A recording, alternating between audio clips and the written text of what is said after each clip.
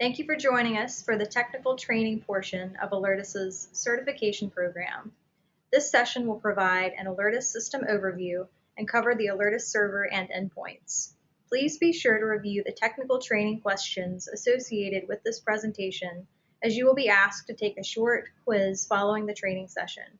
A link to the quiz can be found at www.alertus.com/certified training. Please email marketing@alertus.com if you have any questions. I would now like to introduce today's presenter, Gary L. Gamil, Director of Software Engineering at Alertus Technologies. Thanks, Jamie.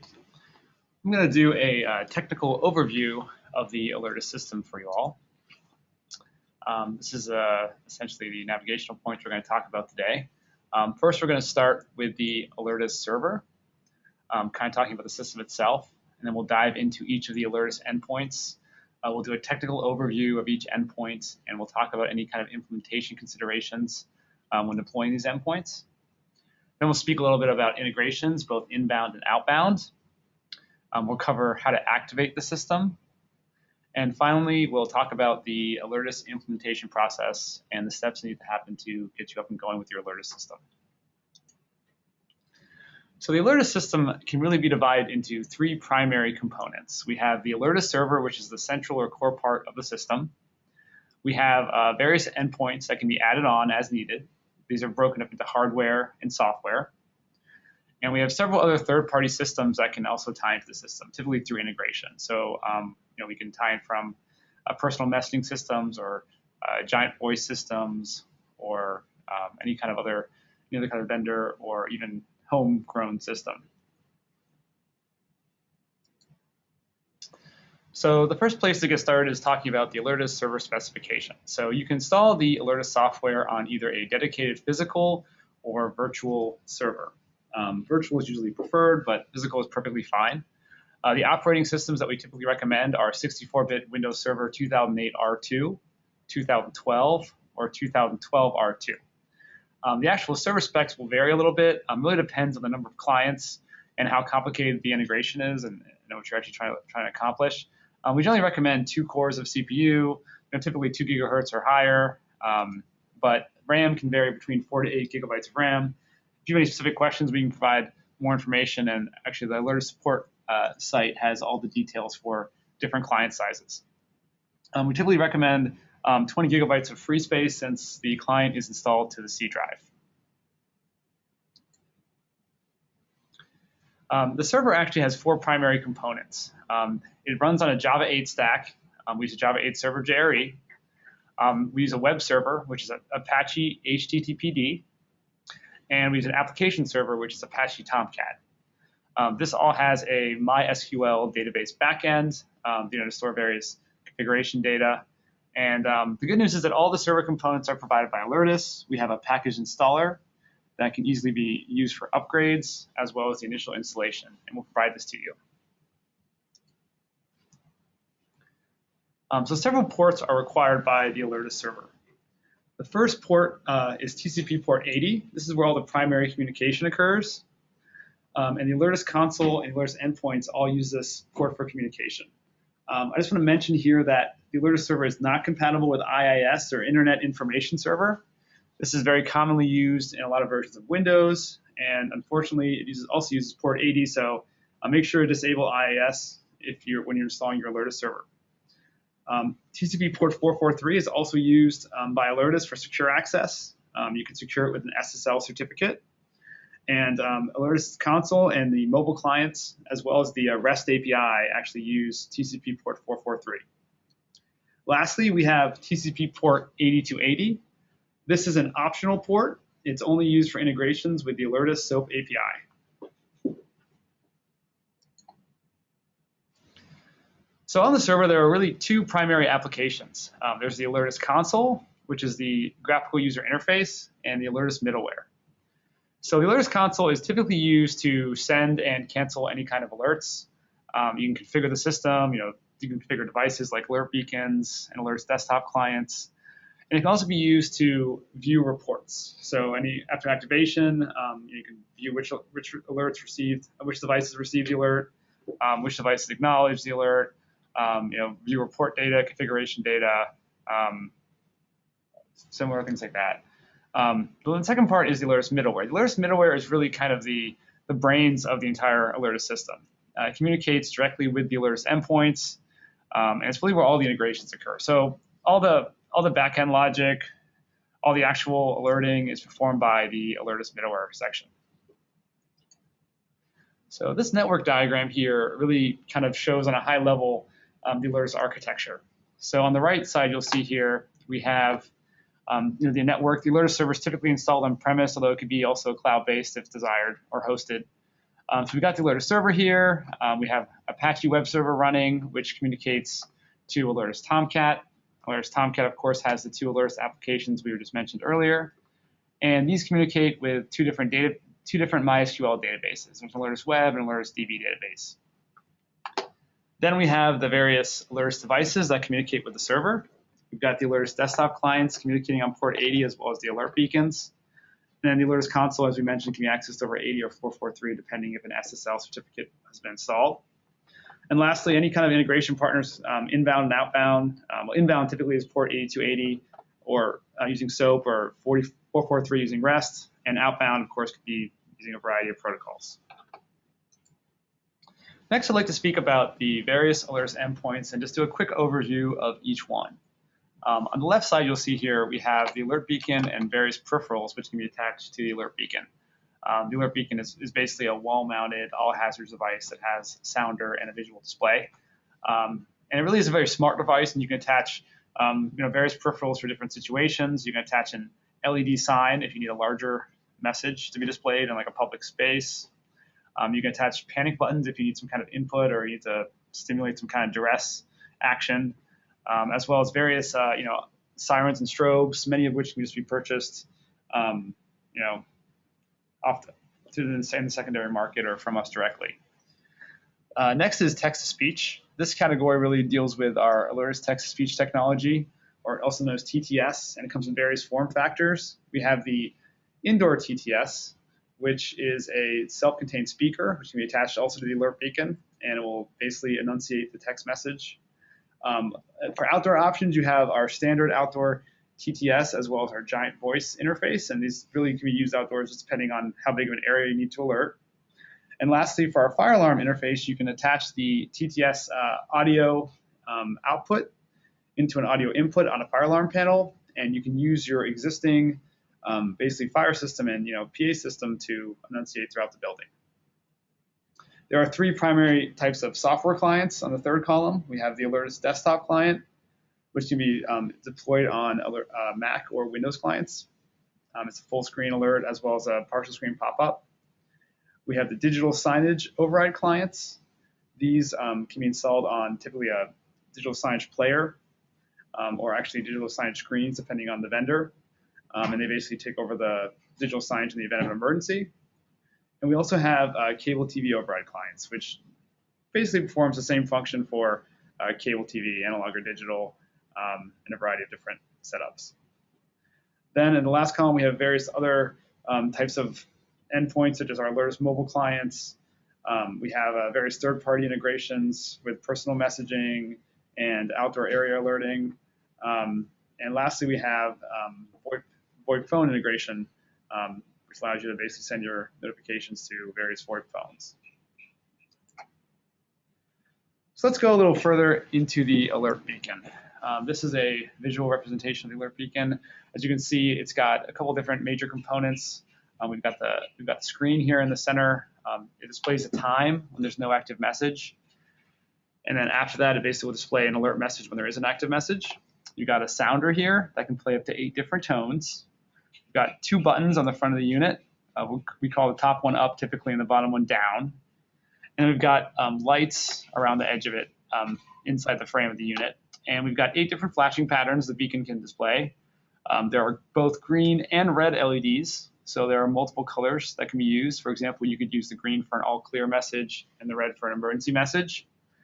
And one handy trick I like to let people know about is that the buttons on the front can actually be used to get into an administrative mode that will tell you a lot of diagnostic information. So if you have a problem with an alert beacon and you need to figure out why it's not communicating, for example, to the network, you can press the button sequence up, down, up, up, up. You want to do that within 2 seconds or so. And they'll enter an administrative mode where you can basically get more information on the unit and see why the devices are not communicating. And if you just look on our wiki or pass that information to alert support, we can help you resolve any issues. This is a screenshot of the back of the unit. I'm not going to go over every component here, but some of the major ones are the batteries in the back of the unit that can be used to prolong the life of the beacon, for 8 to 12 hours, depending on the type of beacon it is. We've got the serial port connector to connect to smart peripherals. We've got the Ethernet jack for Ethernet beacons. Various ways to power the device, either through AC or through a DC adapter. And we've got a power switch here and some various dip switches that have some additional functionality, such as silencing the unit when it's acknowledged or putting it in a low siren mode. We've also got the IDs on the left side that tells you the ID of the unit. Pager and FM units have various antennas and peripheral ports as well. For full information on the Alertus beacon, the wiki is a great resource for that. And also our support site, support.alertus.com. So when deploying alert beacons, there's various considerations you want to take into account. First and foremost, you really want to think about what locations you want to place the beacons in. Where can you get the most effect? Where is your sounder going to be loud enough to hear? How many beacons do you want in the facility? Are you going to do 2 per floor? 1 per room? Are you going to spread them out? So once you know that, you can kind of get started with a basic count. Next, you want to consider, obviously during this process where you're putting them, where are you going to place them? You have to wire them. For power, for example, you can use a PoE or power over Ethernet. This is typically the most recommended way to power an alert beacon because it provides power and communication. And if you don't want to do PoE, you can do AC or DC, 12 to 24 volt. And then if you want to have some kind of battery backup, which is especially helpful if your network's backed up or you're doing an FM alert beacon or pager alert beacon, you can add batteries as well. Let us know, obviously, when you're placing the order for the beacons. Another consideration is obviously the communication type. Is Ethernet sufficient, or do you need Wi-Fi in some areas? Is a pager required, or maybe FM? You can even mix and match. So you could have an Ethernet and an FM beacon, which is actually really handy in many ways because the Ethernet provides a two-way communication, but the FM provides a broadcast-based technology, which basically provides redundancy in case the internet's out or there's some other kind of communication disruption. Other things you want to consider is how are you going to mount the alert beacon? There is a flush and a service mount options. Flush essentially means the beacon is exactly flat with the wall, while service is kind of like on top of the wall. And service mount is typically used for, if you're installing the alert beacon on a hard surface like brick or some surface you really can't drill into, kind of lays on top of the wall. We also have desktop stands available that can be used to prop the beacon up on a desk.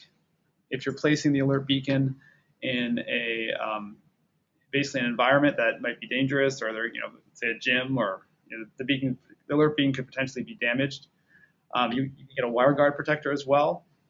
We also have outdoor enclosures. Alert beacon should not be placed outside without an outdoor enclosure, or in extreme situations without some kind of climate control. These are simple enclosures that can be placed over it and provide that stable environment. And if you have security screws that you prefer to use for mounting, let us know and we can help you with that as well. Lastly, there are some additional customizations that can be relayed to us when you're ordering the alert beacons. The front plate of the beacon can actually be in yellow or white. There are 2 different options there. And also there's an idle screen message that can be customized as well. Currently, I think it says Alertus Technologies on the front of the unit, but you can basically have a different message on the screen when the time is not being displayed. Next, I want to cover alert beacon networking, primarily Ethernet networking, because that's the most common type of alert beacon. So alert beacons use DHCP by default to get an IP address. If you see here, there's also a way to do a serial terminal connection at the bottom of the screen here to basically program different settings. So if you wanted to set up a static IP, or you wanted to use a proxy, let's say the server and the beacon were on different networks and a proxy was required, or you wanted to set up a power save mode instead of having the alert beacon on all the time. Maybe you want to have it shut down in between requests, or update the firmware. You can basically connect an alert beacon to your computer with a serial connection and terminal into it and configure all these different settings. Alert beacons communicate over 10 megabit half duplex. And one common problem we typically have when deploying in some cases is a spanning tree protocol. If that's enabled on the switch that the alert beacon is connected to, we recommend you set the port to port fast to enable that. And essentially that will prevent the alert beacon from having a delay when it communicates with the switch. So the alert beacon has various input-output capabilities. These are broken into two different categories. It has dry relays and RS-232 serial ports, or sorry, a RS-232 serial port. For dry relays, this really covers any kind of peripheral that is kind of a on-off peripheral. So for inputs, there's two inputs per alert beacon. These include things like panic buttons or anything that can really close a switch. And when ordering panic buttons, there's a lot of considerations. You want to consider what color the panic button is, what form factor, is it under the desk, does it lock, does it have a screen on the front of it to lift up before you press the panic button. These are all different options you have depending on the situation. As far as outputs, these are really any kind of peripheral that really can be turned on or off, or that can read a switch. So sirens are typical dry relay outputs, same with strobes, door locks, interfacing with fire alarms in some situation can also be dry relays. So the alert beacon supports essentially two inputs and two output dry relays.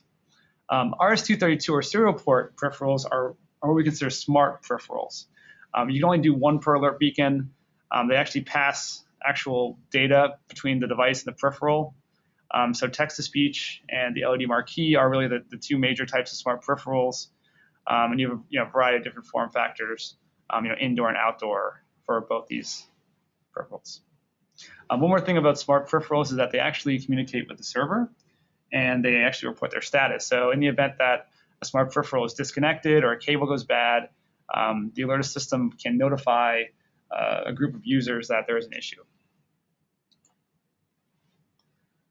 Moving on to Alertus Desktop. Alertus Desktop is currently working on Windows and Mac.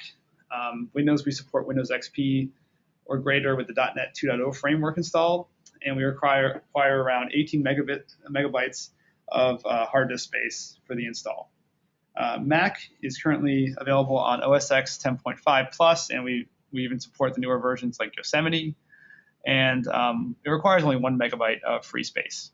We're looking into developing a Linux-based client as well that might be available in the future. But essentially, really the only requirements for the Alertus desktop clients are that each client has network connectivity to the Alertus server. It needs to be able to communicate and poll the server at a regular interval. And it also requires access to a user account with administrative rights to install.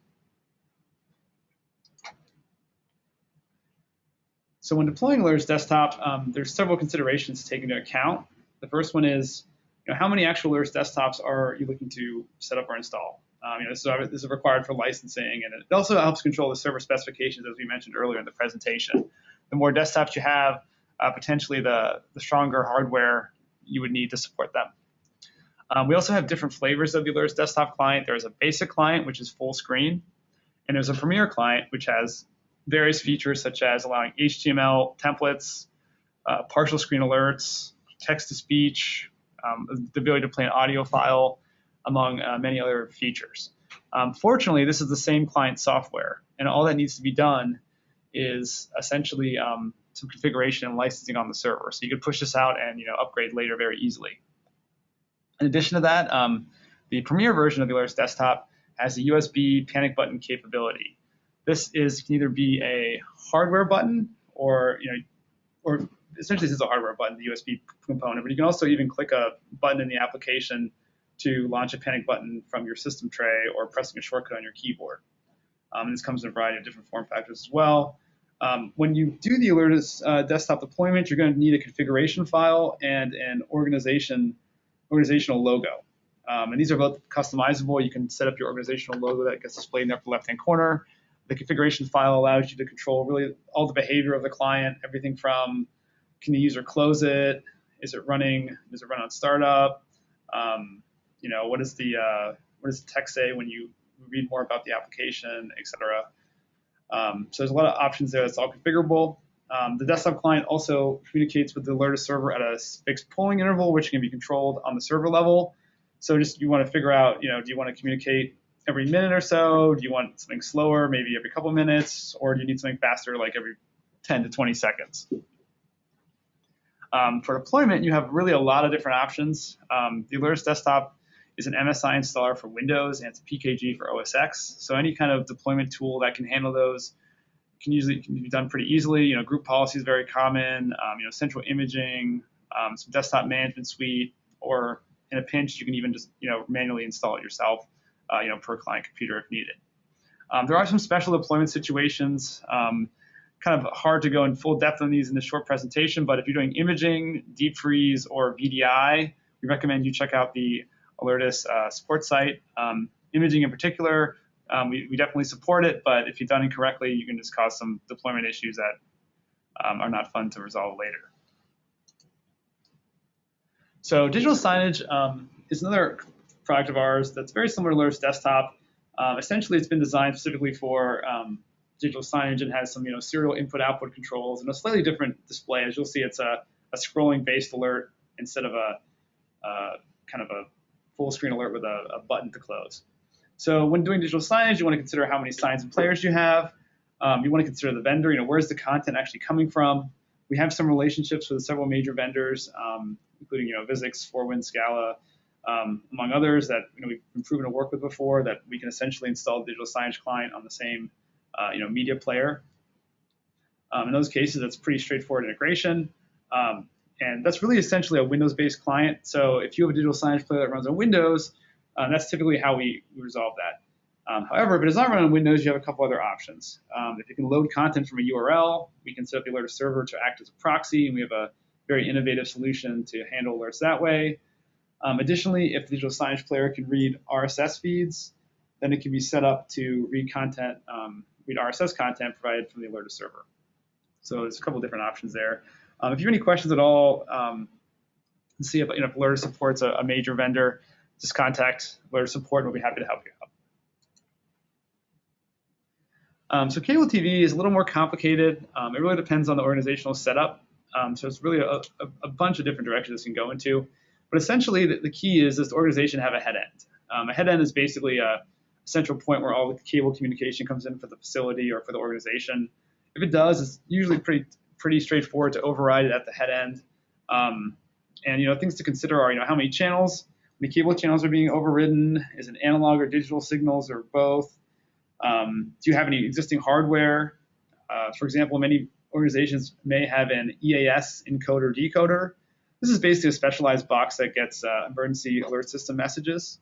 So if they have a compatible version, in many cases, we can actually interface with it directly and use that EAS encoder decoder for our Alertus alerts. If not, there's various hardware we can add. Typically, cable TV override is a hardware and software solution. So it typically requires pieces like a comb filter, a switch box, maybe a standalone PC. We'll help you analyze your situation and get the best setup for the override. TTS, or text-to-speech, there are several other considerations when doing a deployment. You can choose between a male or female voice, depending on your preference. In many cases, many organizations have several acronyms or words or proper names or building names that might need some custom pronunciation. In those cases, we can take those words and customize them in the text-to-speech module so they're pronunciated or enunciated correctly. Also, an audio file can be configured to play before the alert. So think of the example of like a tornado, let's say a tornado warning or some kind of alert like that. So there's an audio file you'd like to play for giant voice systems or outdoor systems. We can configure that as well. And also we can control various features of the message. We can control how many times the message repeats, any word speed and pausing, phrasing. In addition to that, you want to take into consideration, the range of your speaker or PA horns. Make sure that make sure that everything's intelligible. So there's a lot of different options you have. Think, where's the TTS going to be deployed? What are the acoustics of the area? Those kind of things. Next, we're going to talk about voice over IP. Alertus has integration with a partner that provides our VoIP integration. And essentially what we do is we send a message to voice over IP phones. It takes over the phone speaker and it enunciates, it basically will play a tone and then display a message on the screen of the phone. It supports Cisco, Avaya, and ShoreTel. Licensing is really based on the number of phones, and there's a small maintenance charge. So essentially, provide us that information, we can get you the total cost. Software is basically installed on a separate server. So there's a Windows server that sits next to the Alertus server and essentially handles all the VoIP communication. So any questions about the VoIP, we can get you more specs.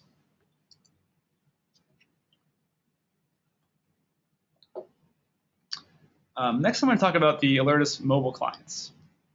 We have essentially two different types of clients. The first is the Alertus Dispatch app, and this can be used to actually activate the Alertus system.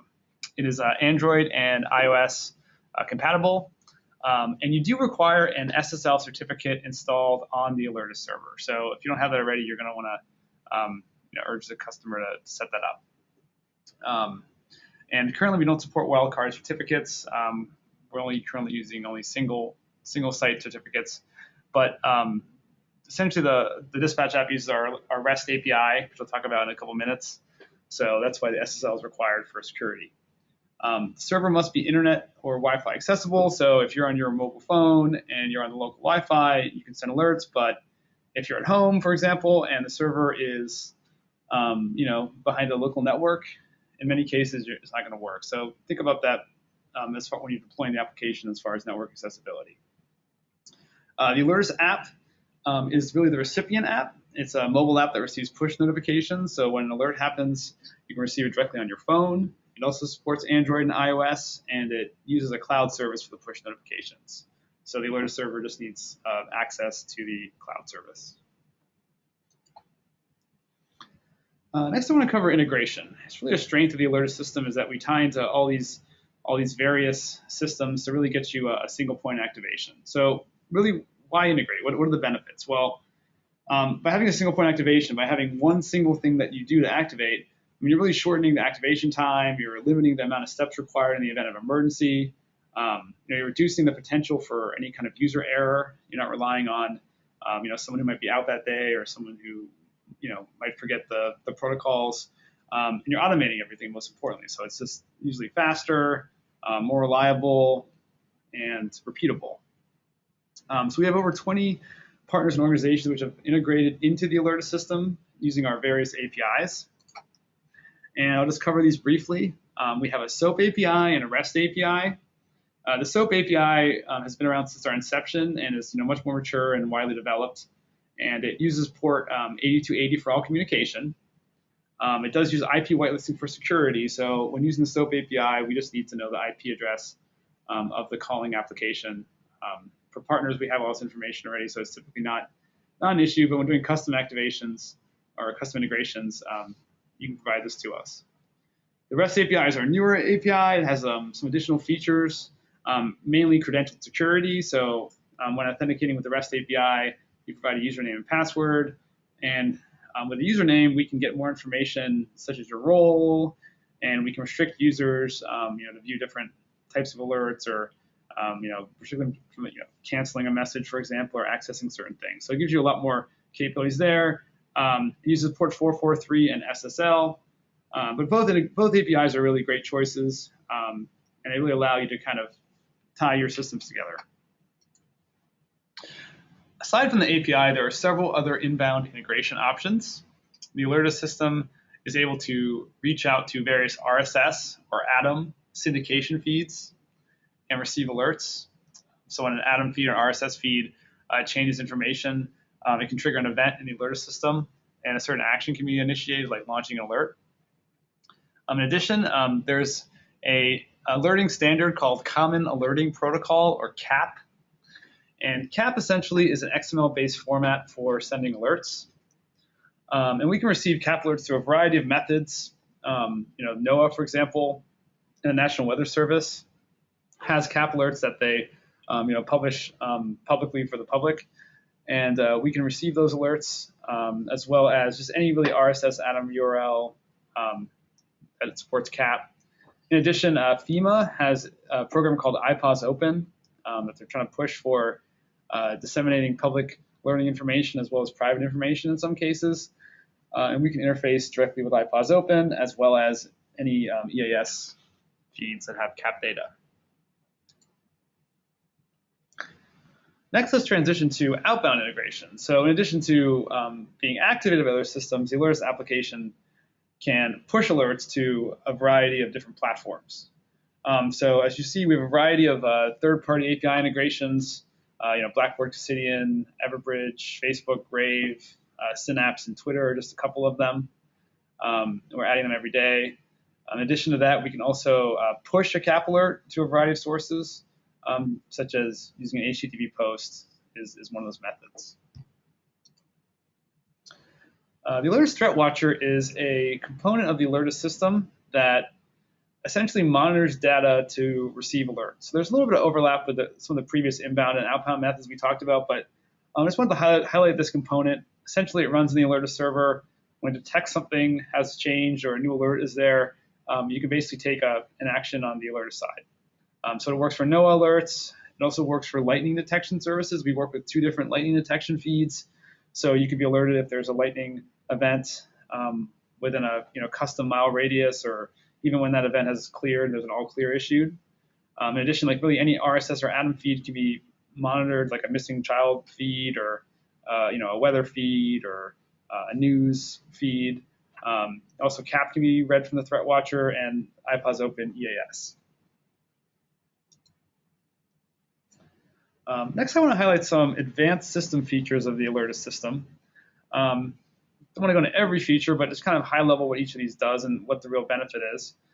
So first of all, the Alertus system was built with the idea of notification and monitoring at the forefront. So essentially, if any kind of problem happens, an email can be sent out to notify users. So let's say an alert beacon, for example, stops communicating with the system, and it's been 5 minutes or so. It'll send an email out to notify you. Or let's say the disk space on the Alertus server is low, then an email can also be sent out or a notification can be launched. So there's really a lot of different ways to get proactive alerts without having to wait for a problem to occur. You'll know beforehand. Next, we have a new feature called linked Alertus servers. This is really useful for organizations that have a hierarchical structure.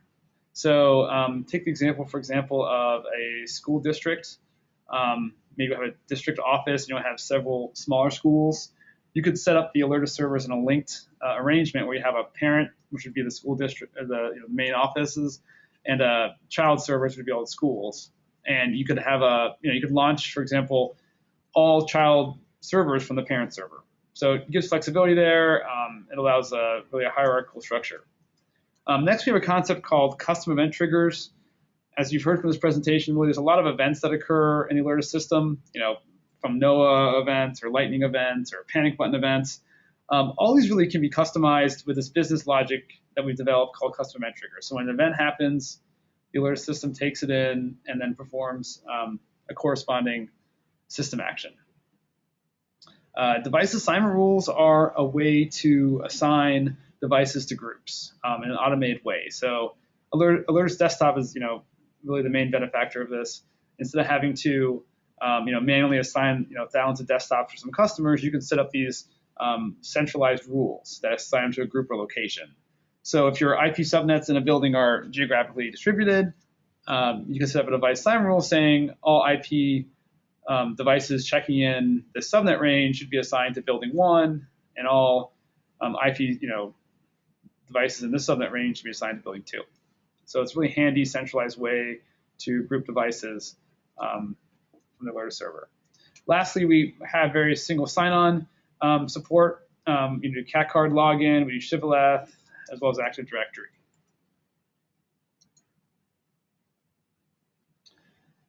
Next, I want to talk about just some of the activation methods in the Alertus system, just kind of as an overview. So We've talked about the Alertus console. Really, that's the user interface, web-based interface. You can log into to launch an alert. With the Alertus mobile dispatcher app, you can launch an alert that way from your mobile device.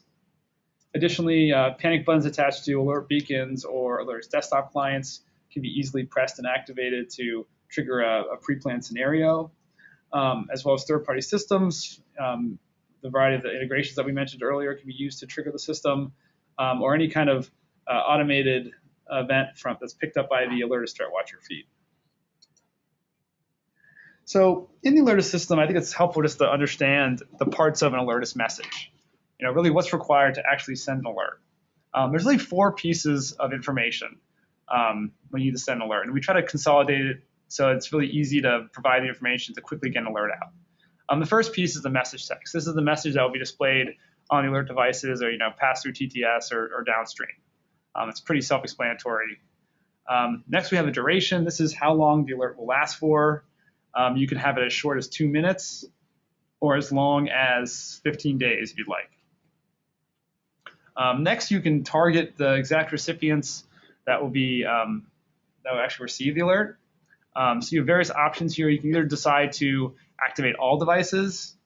You can do a group of devices, one or more groups. You can select individual units. You can use our map interface to draw a polygon or a circle and activate all devices in that area. And that can actually even be used in conjunction with groups if you want to do a group and a map-based alert. Or you can use Active Directory. If you've tied your system to Active Directory, you can use LDAP user groups. Unfortunately, LDAP machine groups are not supported just yet, but user groups can be alerted as well. The last part of the message is called the Alertus Alert Profile. And this essentially controls the types of devices that receive the alert and the behavior of these devices. So if you want to activate alert beacons and desktops, you'll select those in the profile. You could specify features such as the volume of the alert beacon, the way the desktop is going to be displayed on the screen. Do you want text-to-speech devices activated, or do you only want LED displays? So really everything's kind of wrapped up in this alert profile.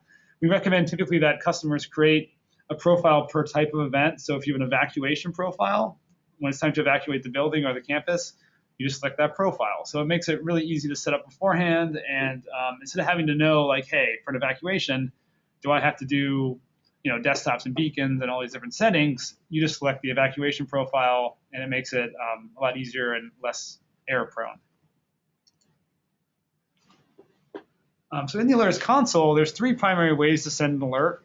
The first is the emergency activation. Really, this is essentially a very quick activation. It's a way to go out there and send an alert as quickly as possible. Hit all the devices. It's really for situations where you have to get a message out and there's not a lot of time to customize it or to decide who wants to go to. So we can call this the emergency activation because it uses the emergency alert profile, which is the default alert profile in the system. And like we said, all you really do is just put the text in, and everything else, such as users and the profile and the duration, are all specified beforehand for you. Another option you have is the preset activation. Really, this is like a saved activation. So many organizations have emergency action plans, and they'll know, for example, they want to have a response for a tornado, or they want to have a response for a active shooter or an evacuation. So they can basically create in that situation a preset activation for each of these. And then when it's time to launch an alert, they can go ahead and pick the preset. We also have a unique feature we offer where you can add variables and placeholders in the preset activation. So, for example, if there was let's say an intruder alert, you could place a variable for the location in the preset activation. So when the dispatcher goes to send it, they'll be prompted to say, where's the location, and all they can do is edit the location. They can't edit the rest of the message. So there's a lot of different options there. If you need something more customized, of course, there's the custom activation. This gives you the ability to basically change any field on the fly, and it gives you all options when sending an alert. All right, lastly, I want to speak about the implementation process. So when an Alertus customer is ready to get started with implementing, essentially what they'll do, the first step is to complete the network settings form. This is a short form that basically has two key pieces of information, the Alertus hostname and contact and shipping information. The Alertus hostname is a hostname that the customer chooses, and it's basically what the URL will be for their Alertus server. So, for example, in many cases, like yourorganization.alertus.com.